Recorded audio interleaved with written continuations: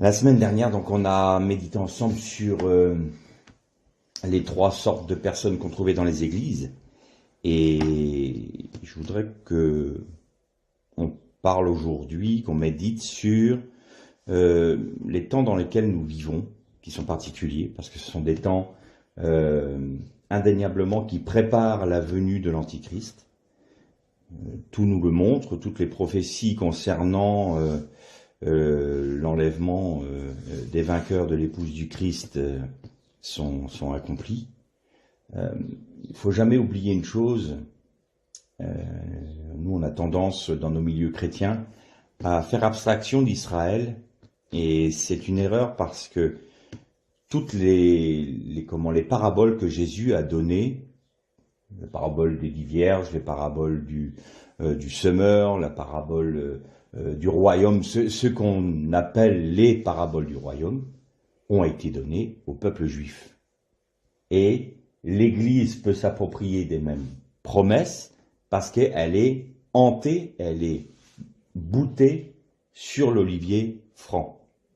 Et l'erreur que l'on commet souvent, c'est de penser « Ah, le Seigneur va venir rechercher son Église ». Mais dans la pensée, dans notre pensée occidentale notamment, le peuple juif n'y a pas sa place, alors que ce n'est pas vrai. L'épouse du Christ, et je relisais dernièrement encore, je ne sais plus quel prophète, mais je vous retrouverai le passage, et le prophète dit pour que l'époux vienne chercher son épouse, il faut que l'épouse soit prête. C'était à Israël que c'était adressé. C'était à Israël. Et si vous prenez l'Apocalypse, le chapitre 21 ou 22 de mémoire, où vous voyez la Nouvelle Jérusalem qui descend et l'ange de l'Éternel qui dit à Jean, voilà l'épouse de l'agneau, la Nouvelle Jérusalem, vous avez effectivement les 12 fondations qui correspondent aux 12 apôtres du Seigneur. Donc là, la vie de l'Église et par extension la promesse faite aux nations, c'est-à-dire à ceux qui sont issus des nations, mais n'oublions jamais les apôtres, ils étaient tous juifs, et les 12 portes étaient les 12 tribus d'Israël. J'ai le sentiment aujourd'hui, et que c'est une grave erreur, et vous verrez que ça a une importance extrême dans ce qui va être dit. Je pense qu'on va avoir, comme je vous le disais tout à l'heure, au moins 2 méditations. On va parler aujourd'hui de la séduction qui arrive sur le monde, et comment elle s'articule, comment elle se prépare, comment elle va se mettre en œuvre, au moins dans les grandes lignes. Quelle doit être notre attitude, nous, en tant que chrétiens, donc je dis bien chrétiens, disciples du Seigneur Jésus, qu'ils soient d'origine juive ou non juive, voilà, mais il faut comprendre l'ensemble. Et après, on parlera davantage dans un deuxième temps, je pense, concernant ce qu'est la nature de l'épouse, qui elle est vraiment, quels sont ses attributs, et on en a touché 2 mots un peu la semaine dernière en parlant de ceux qui suivaient l'agneau partout où il allait, à cause de la parole de leur témoignage, du sang de l'agneau, et ils n'ont pas aimé leur vie jusqu'à la perdre. Voilà, c'est fondamentalement les attributs de l'épouse de l'agneau. Mais je précise juste ça avant de démarrer, que si nous continuons à faire abstraction d'Israël, enfin du moins des Juifs qui vont reconnaître le Messie, Jésus le Messie, et qui sont eux l'olivier porteur de la promesse, les premiers à avoir la promesse, ce sont eux. Le salut vient des Juifs. Il faut quand même qu'on revienne dans cette dimension-là, parce que aujourd'hui, il va y avoir des temps particuliers sur la terre qui vont arriver, et on voit les prémices arriver, où il va y avoir un tel chaos, une telle séduction, que ceux qui ne sont pas enracinés, mais pas dans leur doctrine qu'ils ont entendue depuis leur plus tendre jeunesse, leur plus tendre jeunesse, moi j'ai été élevé chez les évangéliques, moi j'ai été élevé chez les baptistes, moi j'ai été élevé chez les catholiques, donc il va falloir qu'on revienne. Il faut revenir à la parole de Dieu, il faut revenir à la Torah, il faut revenir à l'essence même de ce qu'elle dit, pas de ce qu'on a voulu peut-être nous faire croire. Parce qu'il y a des problèmes dans nos dénominations. D'ailleurs, les dénominations sont un problème. Les dénominations sont un problème. Nulle part dans la Bible, il n'est parlé de dénomination. Mais les divisions, les schismes que l'on a vus dans le monde chrétien, mais aussi le schisme originel avec les Juifs, tout ça, la Bible nous en parle en disant, vous allez vous détester. Jésus a dit, à la fin des temps, parmi ceux qui se disent être juifs ou chrétiens, ils vont se haïr et se dénoncer les uns les autres. Jésus l'a averti, ça. Et donc, ça veut dire qu'il y a une telle séduction, un tel esprit de discorde, un tel esprit de violence qui va se répandre sur la terre et qui a commencé, que même ceux qui se disaient frères vont s'auto-détruire ensemble, mutuellement. Et si nous ne sommes pas préparés pour ces temps-là, nous allons être balayés avec la séduction et avec le monde. Ça, c'est indéniable. Aujourd'hui, je crois vraiment, pour le peuple de Dieu, qu'il y a le son du chauffard. Le son du chauffard qui retentit. Le Seigneur prévient. Il prévient. Vous savez que dans la première entrée du tabernacle, le Masaharetz, c'est-à-dire le voile du parvis, il y a la notion de son du chauffard qui sonne en permanence. C'est-à-dire que quand vous rentrez dans le tabernacle, ce que représente le tabernacle, vous avez ce son du chauffard qui retentit toujours comme pour avertir. Et nous verrons quand on lira la parabole des 10 vierges que le son de la trompette, voici une trompette sonna. Mais ça, c'est une trompette qui sonne depuis la mort du Seigneur. Et ça continue. Alors pour les uns, c'est une trompette qui va les avertir, c'est un son de trompette qui va leur faire peur.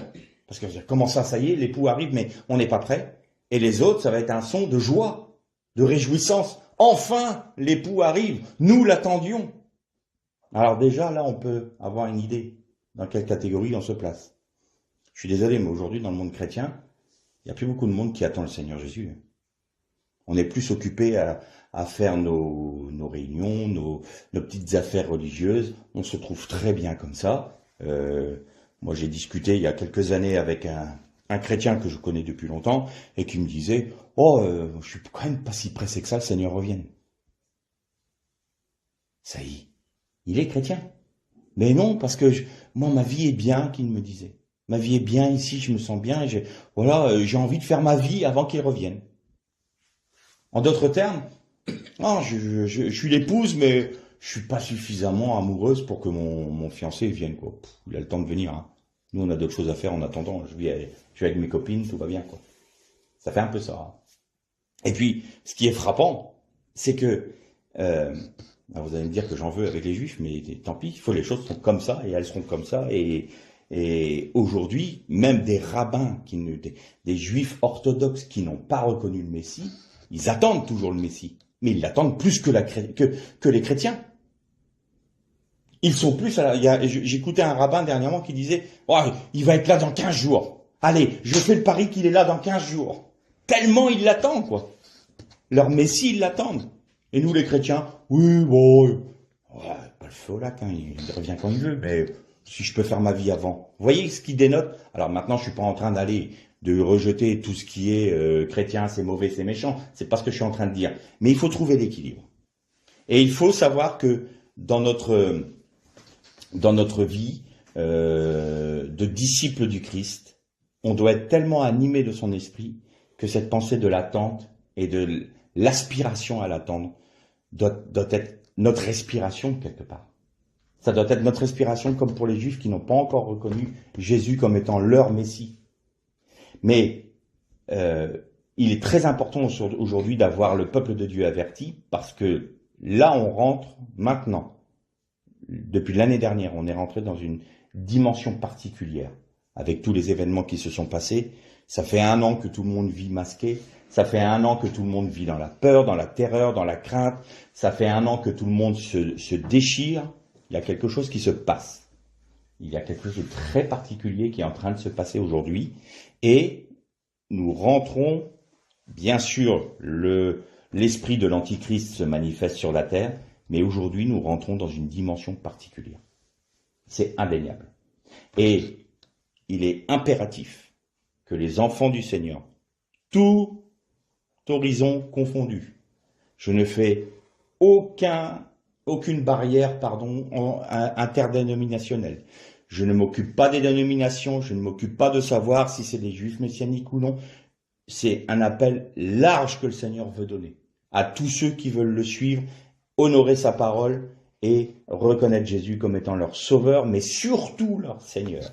Il y a un appel pressant, le son du chauffard est en train de sonner aujourd'hui pour préparer son Église, pour préparer son épouse plus précisément, de manière à ce qu'elle soit pure et sans tache parce qu'il revient.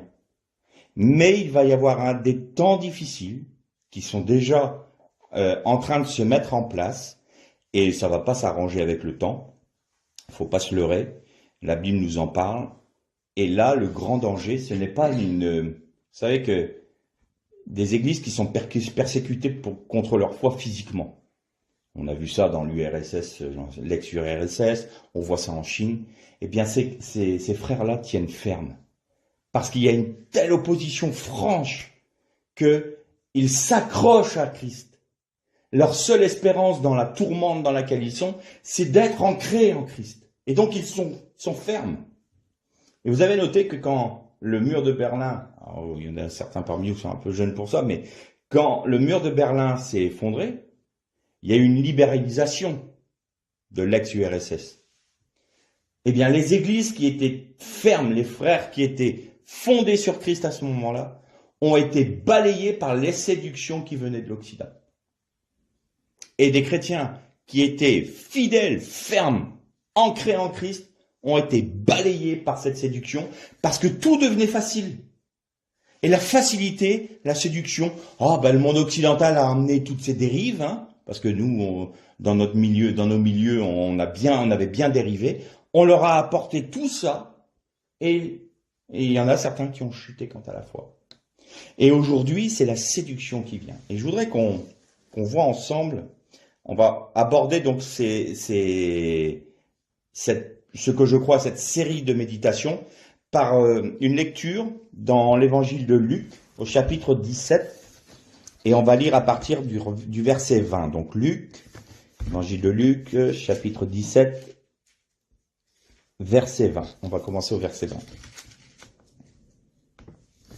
Interrogé par les pharisiens pour savoir quand viendrait le royaume de Dieu, il leur répondit, Jésus, le royaume de Dieu ne vient pas de telle sorte qu'on puisse l'observer.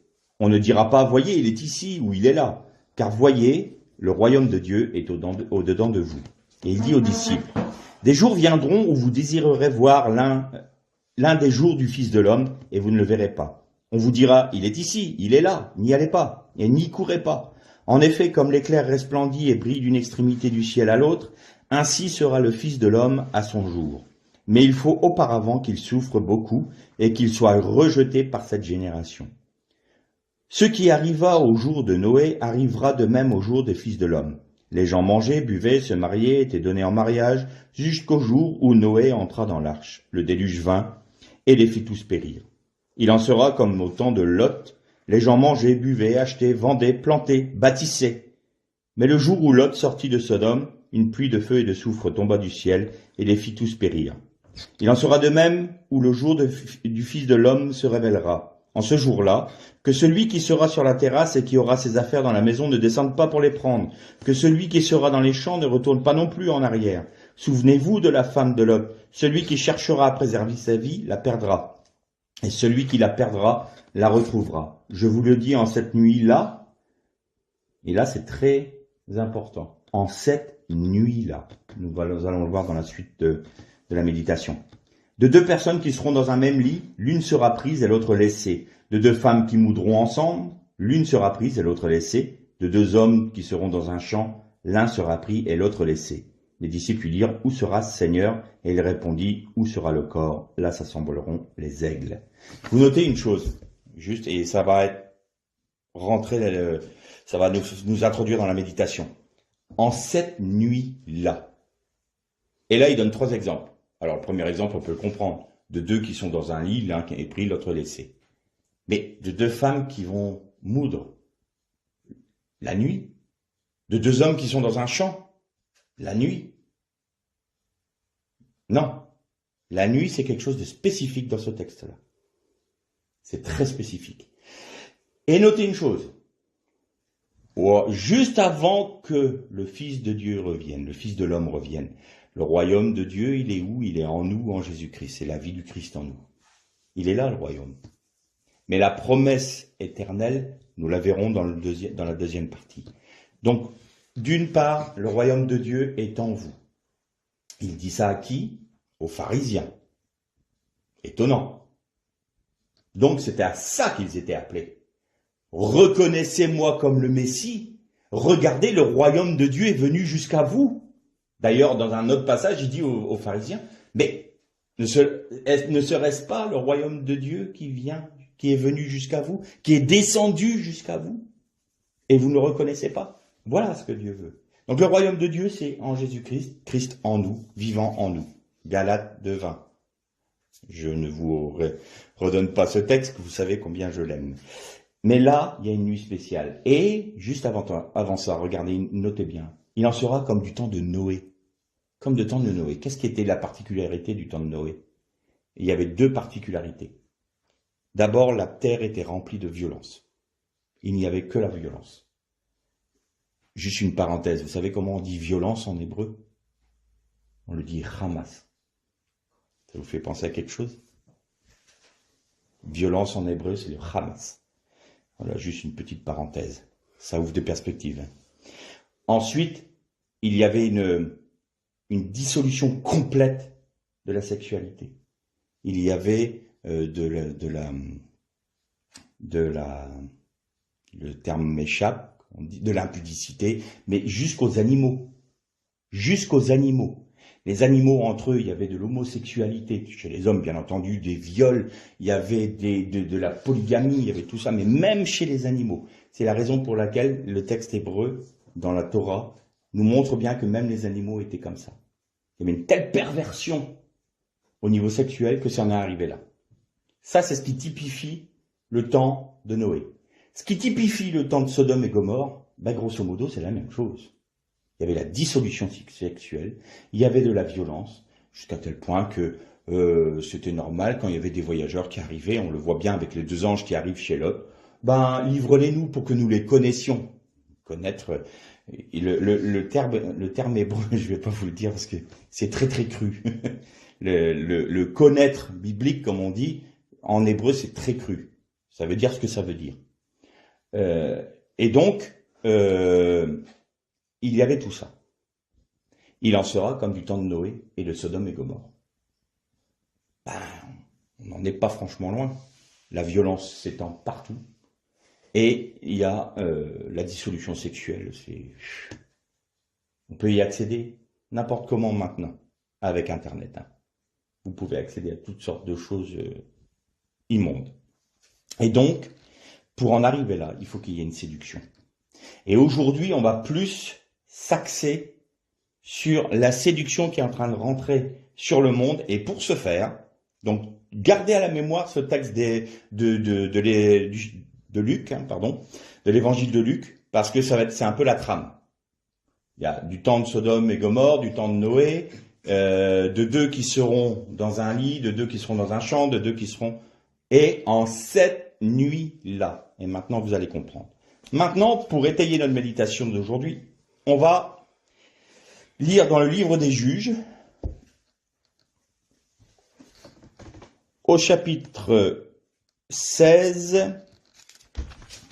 Alors, est-ce qu'on lit tout le chapitre 16? Non, je pense pas. Non, on va lire à partir du verset 4. Donc, Juges 16, verset 4. Donc, c'est l'histoire de Samson et de Dalila. Donc, tout le monde la connaît. Tout le monde connaît cette histoire, mais vous allez voir qu'il y a un enseignement prophétique dans ce passage-là, et notamment dans la vie de Samson. Il faut juste planter le tableau. Samson était mis à part par Dieu dès le sein de sa mère.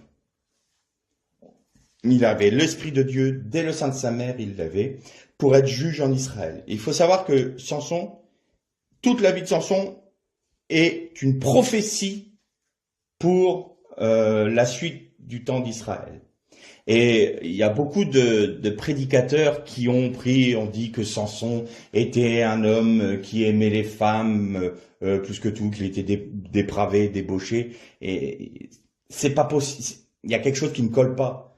Il pouvait pas être animé de l'Esprit de Dieu et avoir cette vie-là. En fait, nous remarquons que à chaque fois, les Philistins, qui étaient les ennemis d'Israël à l'époque, n'oubliez jamais que du temps des juges, les Philistins avaient le contrôle sur les Juifs, sur les Hébreux.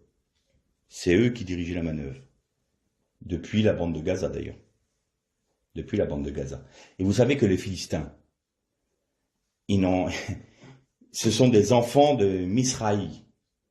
C'est celui qui est à l'origine de l'Égypte. C'est le petit-fils de Noé, je crois, qui a fondé le royaume d'Égypte. Et les Philistins sont des descendants. C'est rien d'autre. Ils n'avaient aucune terre. C'était simplement... Ils sont égyptiens. Ils sont d'Égypte. L'origine des Philistins, c'est ça. Et donc, de Gaza, puisque, rappelez-vous, quand ils ont conquis Canaan du temps de Josué, Israël a laissé des villes philistines au sein même du territoire d'Israël, et notamment la bande de Gaza, qui a fait qu'il y avait des combats constants. Et il y a toujours eu une lutte permanente, que ce soit du temps des juges, de Samuel, du roi David, il y a toujours eu les Philistins qui étaient là. C'est toujours le monde, parce que l'Égypte est le symbole du monde dans l'Église, si on peut dire ça comme ça, et il y a toujours des excursions pour venir attaquer le peuple de Dieu via les Philistins. Et donc, comme il était juge, son objectif c'était de chercher querelle aux Philistins pour les battre. Donc il a pris la première femme qu'il a prise, c'était la plus aimable des Philistines, la meilleure des Philistines. Et tout prête à croire qu'elle l'a roulé avec son père, si vous relisez toute l'histoire de Samson, elle a été donnée à un compagnon de Samson, enfin, sous-entendu, même la meilleure de ce qui vient du monde n'est pas bon pour le peuple de Dieu. Même, j'ai presque envie de dire, le meilleur humanisme qui soit, la plus haute valeur de l'humanisme, hors de Dieu, issu du monde, n'est que souillure aux yeux de Dieu. Les valeurs morales, les valeurs altruistes, les valeurs, elles n'ont de valeur, justement, que quand elles sont faites en Jésus-Christ, par Jésus-Christ et pour Jésus-Christ. Autrement, c'est des bons sentiments. Et on va arriver, je vous passe là toute la partie de la vie de Samson, parce qu'autrement ça serait beaucoup trop long. Et là on va arriver avec Dalila. Et donc il est écrit, après cela il aima une femme dans la vallée de Sorek. Vous allez voir que ça a de l'importance. Elle se nommait Dalila ou Dalaïla. Les ducs des Philistins montèrent vers elle et lui dirent, séduis-le pour savoir d'où lui vient sa grande force et comment nous aurons pouvoir sur lui. Nous le lirons pour le dompter, et nous te donnerons chacun 1100 cycles d'argent. Dalila dit à Samson, révèle-moi, je te prie, d'où vient ta grande force, et avec quoi il faudrait te lier pour te dompter. Samson lui dit, si on me liait avec 7 cordes fraîches qui ne soient pas encore sèches, je deviendrais faible et je serais comme un homme quelconque. Les ducs des Philistins apportèrent à Dalila 7 cordes fraîches qui n'étaient pas encore sèches. Elle le lia avec celle-ci. Or, une embuscade se tenait là, près d'elle, dans la chambre. Elle lui dit, les Philistins sont sur toi, Samson. Et il rompit ses cordes comme se rompt un cordon d'étoupe quand il sent le feu. Ainsi, l'origine de sa force ne fut pas connue. Dalila dit à Samson, voici que tu t'es joué de moi. Tu m'as dit des mensonges, maintenant je te prie, révèle-moi en quoi il faut te lier. Il lui dit, si on me liait avec des cordages neufs dont on ne se serait jamais servi, je deviendrai faible et je serai comme un homme quelconque. Dalila prit les cordages neufs, avec lesquels elle le lia. Puis elle dit, les Philistins sont sur toi, Samson. Or une embuscade se tenait dans la chambre, et il rompit comme un fil les cordages qu'il avait au bras. Dalila dit à Samson, jusqu'à présent tu t'es joué de moi. Tu m'as dit des mensonges, révèle-moi avec quoi il faut te lier. Il lui dit, tu n'as qu'à tisser les tresses de ma tête avec la chaîne du tissu. Elle les fixa par le piquet, puis elle lui dit, les Philistins sont sur toi, Samson. Il se réveilla de son sommeil et il arracha le piquet de tissu avec les chaînes. Et il lui dit, elle lui dit, comment peux-tu dire je t'aime alors que ton cœur n'est pas avec moi? Voilà 3 fois que tu t'es joué de moi et tu n'as pas révélé d'où vient ta grande force. Comme elle était chaque jour à le tourmenter par ses paroles et à l'importuner, il fut mortellement ennuyé. Le texte hébreu là, c'est il fut rétréci dans son âme. Burn-out, quoi. Elle l'a saoulé. Il lui ouvrit tout son cœur et lui dit, le rasoir n'a point passé sur ma tête parce que je suis naziréen pour Dieu dès le ventre de ma mère. Si j'étais rasé, ma force se retirerait de moi et je deviendrais faible, je serais comme n'importe quel homme. Dalila, voyant qu'il avait ouvert tout son cœur, envoyait appeler les ducs des Philistins et leur fit dire, montez cette fois car il m'a ouvert son cœur. Et les ducs des Philistins montèrent vers elle, apportèrent l'argent dans leurs mains. Elle l'endormit sur ses genoux. Elle appela un homme et rasa les 7 tresses de Samson et commença ainsi à le dompter. On va arrêter là notre lecture parce que c'est juste là que je voudrais qu'on médite. Alors premièrement, quand on lit cela, bon, on se dit voilà, il a menti à Dalila. On peut penser même que Dalila était une femme juive, une femme philistine. Pas du tout. La vallée de Sorek sur la carte, c'est dans la tribu de Dan, comme Samson. Mais Sorek, il y a une racine de ce mot-là qui est particulier, c'est siffler en raillant. Elle était de la vallée du persiflage quelque part. Et Samson, en hébreu, c'est Shimshon. Et ça vient du mot Shemesh, qui est soleil. Donc, Samson était le soleil qui illuminait en tant que juge le peuple d'Israël. Et Dalila, il y a 2 choses à retenir. En premier, quand vous le lisez comme ça, Dalila, ça veut dire frêle, fragile. C'est vrai. Mais en hébreu, vous pouvez décomposer son nom. Laïla, c'est la nuit. Et vous mettez un dalet devant, la lettre dalet, qui elle-même veut dire la porte. Et Dalila, on devrait dire Dalet Laïla, c'est la porte de la nuit. Et la porte de la nuit, c'est la séduction. C'est pas la nuit, c'est la porte. C'est ce qui va nous faire rentrer dans la nuit. Et vous allez voir qu'il y a 4 axes de séduction. 4 axes de séduction. Donc, vous voyez bien, Samson, qui représente, il est illuminé par quoi? Par le fait qu'il soit naziréen, c'est-à-dire qu'il avait 7 tresses, 7 qui est la plénitude de Dieu, mais aussi le repos en Dieu. Il se repose en Dieu pour être juge en Israël. Et Dalila, qui veut dire la porte de la nuit.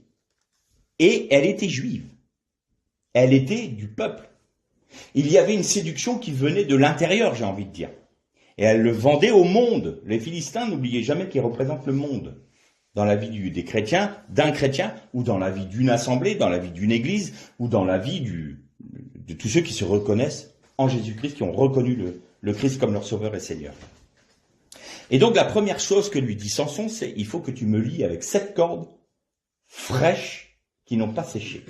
Et là, le texte, le corde fraîche en hébreu, c'est Yekachim Laim. Lekachim Laim. Et il y a la racine yatar. Yatar, qui veut dire une chose, c'est la pierre angulaire. Yatar, c'est la pierre angulaire. Et donc la première séduction va venir sur ce qui est de la pierre angulaire, c'est-à-dire la révélation de Jésus-Christ. Et vous voyez que on va commencer à se dire que est-ce que l'évangile est vraiment, Jésus était vraiment le Fils de Dieu, c'était pas un prophète, c'était pas un ange, et on va commencer à se dire mais il est mort sur la croix, c'est vrai, mais est-il vraiment ressuscité? On va commencer à distiller des petites choses comme ça, par petites touches. Et si on peut pas aller plus loin, parce que les personnes vont dire, bah non, non, non, il est le Seigneur, il est le Fils de Dieu venu sur terre, il est mort à la croix, il est ressuscité, alors on va détourner ce qu'il est. C'était un frère juif messianique qui disait à notre frère Jean-Marc Taubois, je crois de mémoire, vous avez occidentalisé le Christ. Vous l'avez occidentalisé, ça veut dire, vous vous êtes fait une image de Jésus.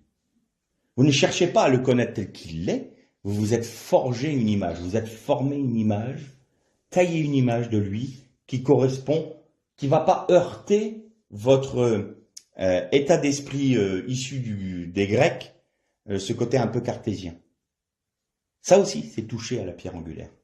Ça aussi, c'est touché à l'essence même de Jésus-Christ. Et donc, vous voyez que cette première attaque ne fonctionne pas. Donc, sur la pierre angulaire, ça ne fonctionne pas pour Samson. Et donc, il y a une autre attaque. Et qu'est-ce qu'elle lui dit? Qu'il faut, je reprends le texte, tu t'es joué du mal, il m'a menti, maintenant je te prie, révèle-moi ce qu'il faut. Donc, il faut des cordages neufs qui n'ont jamais servi. Cordage neuf, c'est Ba'avotim Lachaim aussi. Et là, c'est une notion, vous avez le Avot. Avot, comme racine, qui veut dire des ordonnances. Et on pourrait traduire mot à mot des ordonnances nouvelles ou rafraîchies. Et en fait, on revient à, c'est prophétique ce que je vous dis là, c'est la nouvelle alliance, ce qu'on a appelé la nouvelle alliance. Mais en fait, c'est l'alliance dans le sang de Jésus. Donc là, il faut que tu me lis, il faut que tu me séduises. Sous-entendu, il va y avoir une séduction au niveau de l'accomplissement de la Torah et des prophètes par Jésus-Christ. Et ça se voit tout à fait dans une tranche du monde chrétien où on rejette ce qu'on appelle l'Ancien Testament. Je n'aime plus tellement employer ce mot-là, mais on va rejeter ça.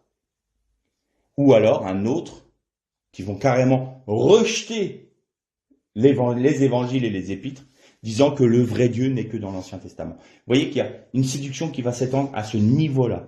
Donc la séduction va venir mettre en doute la réalité de l'accomplissement de la parole de Dieu en Jésus-Christ, et donc tout ce qui découle. Et combien de fois on est confronté sur des, entre guillemets, points doctrinaux, où on est obligé de défendre le baptême dans le Saint-Esprit, les dons de l'Esprit, les ministères, et on est toujours obligé de dire, mais non, combien de fois on m'a dit, à moi-même, mais non, les actes des apôtres, c'était pour l'église des premiers temps, c'est plus pour nous. Ben non, tel passage, ce n'est plus pour nous, parce que c'est pas didactique. Vous voyez, on remet en question en permanence.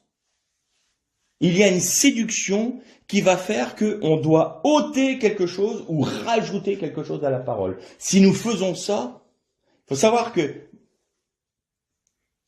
la Torah a été écrite, a été inspirée par Dieu. Et il est reconnu dans le monde, chez les rabbins, mais même chez les juifs messianiques, si vous enlevez, quand il dit il ne sera pas enlevé un iota, si vous enlevez un yod de la Torah, tout s'effondre. Elle n'existe plus. Parce que elle est construite d'une telle manière que tout est imbriqué, tout est bien formé, tout est parfait. Si vous enlevez quelque chose, c'est un peu comme un château de cartes. Vous enlevez une carte, tout s'effondre. Eh bien, si vous enlevez un iode de la parole de Dieu, tout s'effondre. Et donc, l'objectif de Satan, c'est quoi? La séduction. Dieu a-t-il réellement dit? On ne peut pas en rajouter. Vous savez qu'on peut en rajouter. Moi, j'ai un frère une fois qui m'a dit, mais il y a tellement de troubles dans les églises. Maintenant, je trouve qu'on devrait baptiser les gens qu'une fois qu'ils sont baptisés dans le Saint-Esprit. Comme ça, on serait sûr. Mais il n'a jamais été question de ça dans la parole de Dieu. Donc, on croit qu'on va pouvoir parfaire la parole de Dieu. Donc, on va rajouter des ordonnances. On va rajouter des commandements. Ça aussi, ça fait partie de la séduction. Et donc, les deux premières parties de la séduction sont typiquement sur la révélation de Dieu dans sa parole et en Jésus-Christ. Vous voyez que les deux séductions sont là. Donc, faire douter de notre foi. Faire douter du bien fondé de notre foi. Et aujourd'hui, regardez le monde dans lequel on vit, tout est fait pour remettre en cause l'autorité de la parole de Dieu. Tout. Même chez les chrétiens. Même dans le milieu chrétien qui devrait défendre la parole de Dieu, il y en a certains qui disent « Oh, c'est allégorique, hein. Oh, c'est des légendes. » La Torah, la Bible, c'est des légendes, c'est des mythes. On peut pas tout prendre au pied de la lettre. On peut pas, oh non, mais on peut interpréter de telle ou telle manière. Voilà. La séduction, elle arrive, là. Vous voyez, les portes de la nuit? Vous la voyez, la porte de la nuit entrouverte, là? Eh ben, elle va s'ouvrir plus grandement. N'oubliez jamais que pour Samson, la marque de sa sanctification, c'était ces fameuses tresses qu'il avait. Le rasoir n'était pas passé sur sa tête et il avait 7 tresses. Et c'était la marque de son naziréat. Le naziréat, c'était une mise à part pour Dieu. Alors, dans le peuple des juges, on pouvait être naziréen pour 1 mois, 1 semaine, 1 jour ou à vie. Et pour Samson, c'était à vie. Il était juge et il a été naziréen dès le sein de sa mère. Et donc, là, il y a une 3e séduction qui arrive. Qu'est-ce que c'est? Tu n'as qu'à tisser, alors là, vous allez voir que c'est important pour notre temps. Tu n'as qu'à tisser mes tresses comme on tresse une toile. En anglais, c'est web. Je rappelle. Comme on tresse une toile. Et littéralement, tresser veut dire, dans l'hébreu, change ma tête. Change ma tête. C'est-à-dire, je t'autorise à changer ma façon de penser. Je t'autorise, moi qui suis saint, sanctifié en Jésus-Christ, je t'autorise à toucher ma sanctification et à modifier mon état d'esprit. Comme on tisse une toile. Alors aujourd'hui, quand on dit la toile, on sait de quoi on parle. Eh bien aujourd'hui, on peut avoir le meilleur et le pire sur Internet. Et notez une chose importante, très importante. La séduction a 2 buts. Détourner les enfants de Dieu et préparer l'humanité dans son ensemble à l'avènement de l'Antichrist et du faux prophète. Et vous noterez une chose dans notre génération. Il y a quelque chose de particulier. C'est que l'occultisme est pratiquement dans tout ce que l'on touche ou l'on voit. Dans les séries de télévision, dans les films, dans les jeux vidéo. Vous voyez de l'occultisme partout, tout le temps. Qu'est-ce qui fait les plus gros, excusez-moi le terme, cartons financiers? C'est Harry Potter, Game of Thrones, avec des dragons, avec la magie, les héros, les super-héros, les jeux qui mélangent magie, tout ça. On est en train de modifier, on tourne la pensée des hommes pour accepter de recevoir ce qui va frapper leur regard quand le faux prophète fera des prodiges, fera des miracles. Les gens seront mûrs pour les recevoir et diront c'est de Dieu. Et les chrétiens doivent se mettre bien en garde de laisser leur sanctification en Jésus-Christ être modifiée par la toile, littéralement, par tout ce que le monde nous propose aujourd'hui. Et aujourd'hui, on nous propose tout ce que l'on veut pour nous détourner de Dieu. Plein d'alternatives. Et ça commence pas que depuis qu'on a Internet, hein, bien avant. Alors je suis désolé pour certains, mais Star Wars par exemple, avec cette force-là, c'est quelque chose qui est en dehors de Dieu. C'est une force, c'est une religion. C'est quoi la force, entre guillemets, de Star Wars?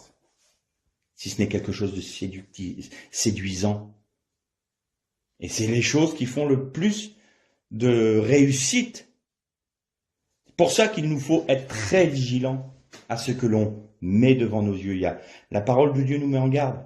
Ne mettez rien de mauvais devant vos yeux. N'écoutez pas n'importe quoi. Faites attention. Vous êtes un peuple saint parce que je suis saint. Si vous laissez la séduction, si vous laissez la porte de la nuit toucher votre sanctification pour vous changer, vous serez changés et vous rentrerez dans la nuit.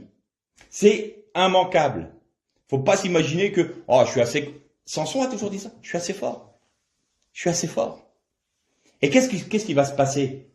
Eh bien, la même chose, vous avez vu, la porte de la nuit, qu'est-ce qu'elle fait? Oh, quand même, là t'es méchant avec moi, tu te dis chrétien, mais quand même, hein, t'es un peu carré comme gars, hein, t'es un extrémiste, toi. Vous les chrétiens, vous n'êtes pas gentils, vous n'aimez pas hein, ceux qui sont homosexuels. Alors là, on tord la parole. Il n'a jamais été dit qu'on n'aimait pas les homosexuels. On désapprouve l'homosexualité. Ça ne veut pas dire qu'on n'aime pas la personne. Mais l'homosexualité en tant que telle, ce n'est pas selon la nature et la volonté de Dieu. Point. Il n'y a pas à rajouter.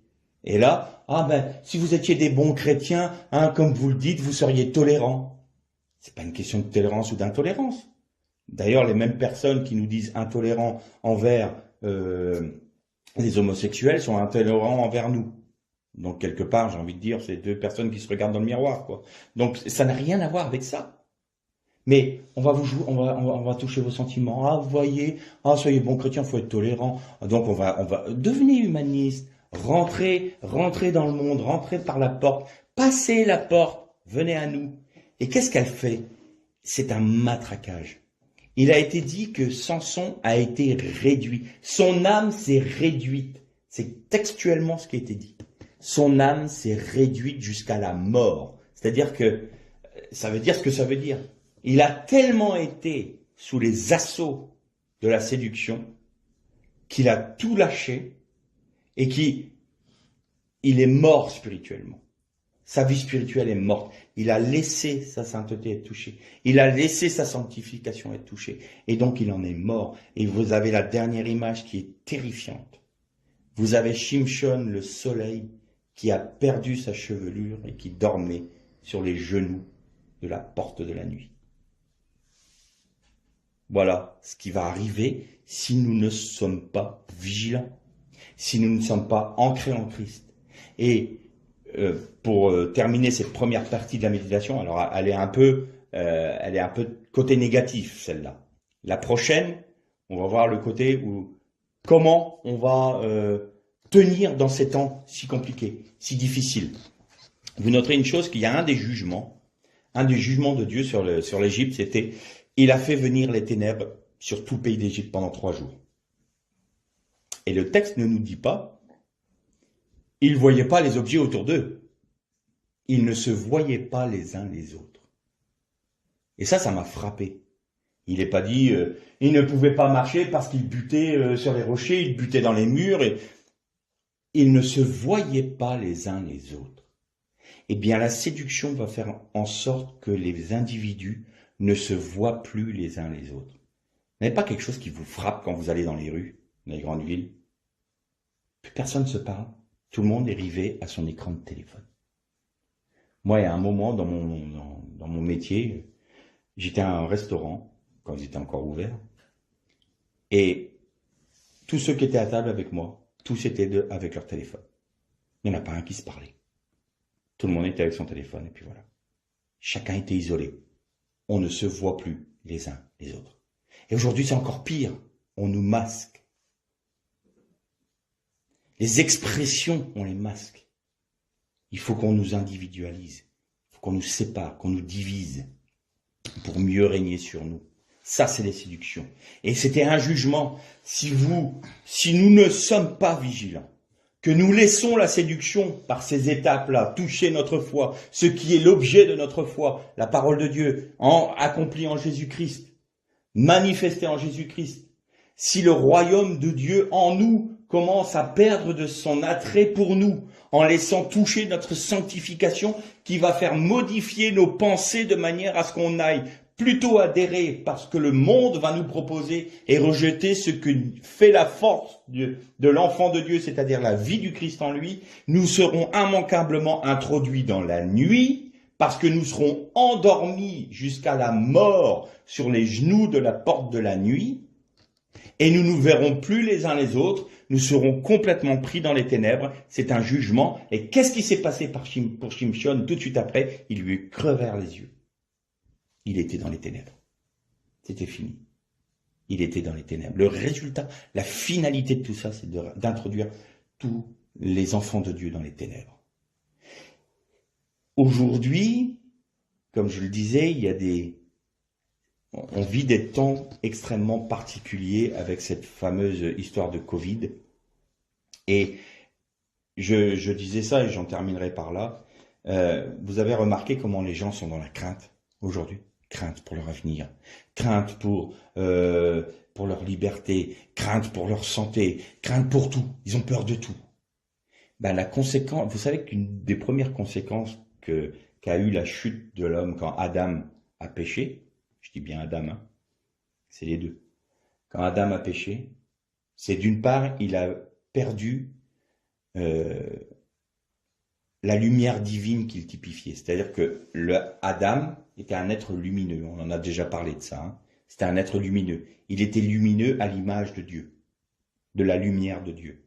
Et quand il a péché, cette gloire-là s'est retirée. Et donc, il a vu qu'il était nu, c'est-à-dire qu'il avait perdu quelque chose. Et le premier sentiment qui est rentré là, dans son cœur, immédiatement après, c'est la peur. J'ai eu peur.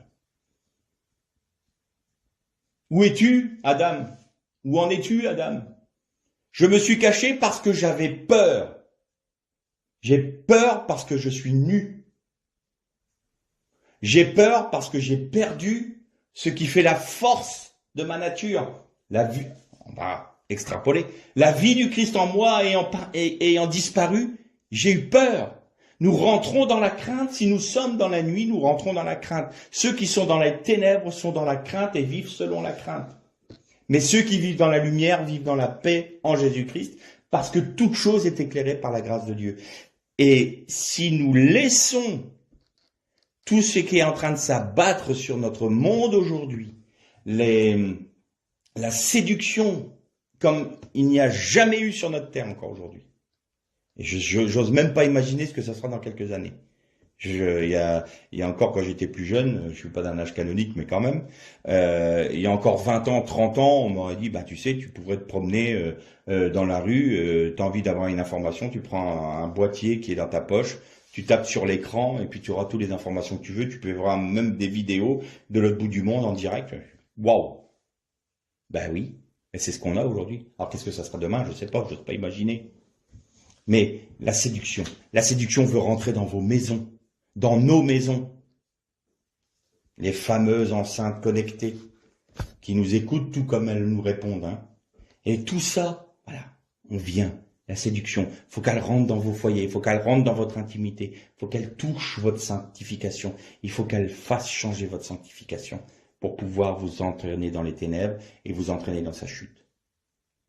Alors aujourd'hui, et je ne veux pas terminer sur une note négative, il y a une solution, il y a un remède à ça.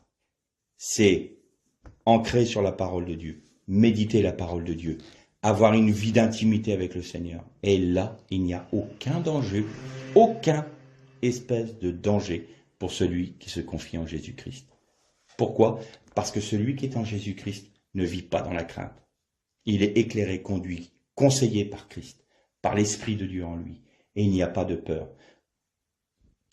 Trop de chrétiens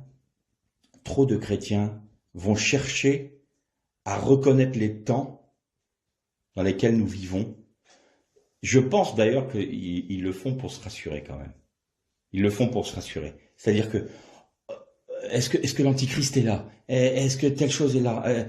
Ils essayent de déterminer qu'est-ce que sera le signe de la bête. Mais plutôt que de chercher quel va être le signe de la bête pour savoir si on va l'avoir ou non. Je vais vous donner un exemple tout bête. On peut très bien nous contraindre d'avoir ce fameux vaccin. Bon, on nous le contraint. Alors il y a plein de chrétiens qui paniquent. Mince, mais moi je veux pas parce que je veux pas qu'on m'impose. Mais admettons qu'on nous l'impose. La Bible dit, mais même si l'aspi, la vipère aspie de mort, son venin n'aura aucun effet sur toi. Pourquoi? Parce que tu es mon enfant. Alors plutôt que de craindre, comme le monde qui est dans les ténèbres craint, qu'est-ce qu'on nous obligera à faire? Qu'est-ce que ce sera la marque? Eh bien, attachons-nous à Christ. Pourquoi? Pour recevoir le sceau de Dieu sur notre vie. Attachons-nous à recevoir la marque de Dieu sur notre vie. Et nous n'aurons pas la marque de la bête, on n'a pas d'inquiétude à se faire. Tout lui appartient, il n'y a pas de problème. Mais là, on est là, et moi je veux pas qu'on me mette une puce, je veux pas qu'on me mette ci, je veux pas qu'on me fasse ça. Et je vois qu'il y a beaucoup de chrétiens qui sont là dans l'angoisse, dans l'inquiétude, à se demander comment ils vont pouvoir échapper, comment est-ce que je peux échapper à ce vaccin, comment est-ce que je peux échapper à cette puce qu'on veut me mettre, comment je peux... Mais c'est pas ça qu'il faut faire. Arrêtez de vous inquiéter. Arrêtons de craindre comme ça. On ne vit pas dans les ténèbres. On est des fils de la lumière en Jésus-Christ. Alors pourquoi on a peur? Par contre, attachons-nous à connaître Dieu, à découvrir qui il est. Et vous savez, j'ai cette conviction. Il arrive à un moment dans la vie d'un chrétien qui accepte de porter sa croix. Il y a un sceau de Dieu sur sa vie. Il y a un moment de sa vie. Un moment de je ne sais pas si c'est de sanctification, je ne peux pas l'expliquer, mais je sais qu'à un moment donné, il y a le sceau de Dieu. Et là, plus rien ne peut détruire ce que Dieu a fait. Alors, la personne qui a reçu ce sceau de Dieu, parce qu'il y a une conviction intérieure de ce sceau-là, c'est quelque chose d'intime, de profond, de spirituel en soi. On sait qu'il y a le sceau de Dieu. Alors, toutes les craintes sont balayées. La peur de la marque de la bête est balayée. L'avènement de l'antichrist. Mais ça n'a aucune espèce d'importance parce que il y a le sceau de Dieu. Tout sera fait selon la volonté de Dieu. Il n'y a aucune crainte à avoir. Et donc, ça va être la deuxième partie de notre méditation, sûrement la semaine prochaine, où on va parler de ceux qui ont le sceau de Dieu. Alors aujourd'hui, il y a un appel. Je suis convaincu qu'il y a un appel de Dieu. Convaincu dans le monde chrétien. Et il appelle tous ses enfants. Attention, attention. Le chauffard est en train de sonner. La trompette est en train de sonner. Attention, c'est un avertissement. Regardez les portes de la nuit, la porte de la nuit. Et ça y est, elle est montée de sa vallée de Sorek, de sa vallée de la moquerie, du persiflage.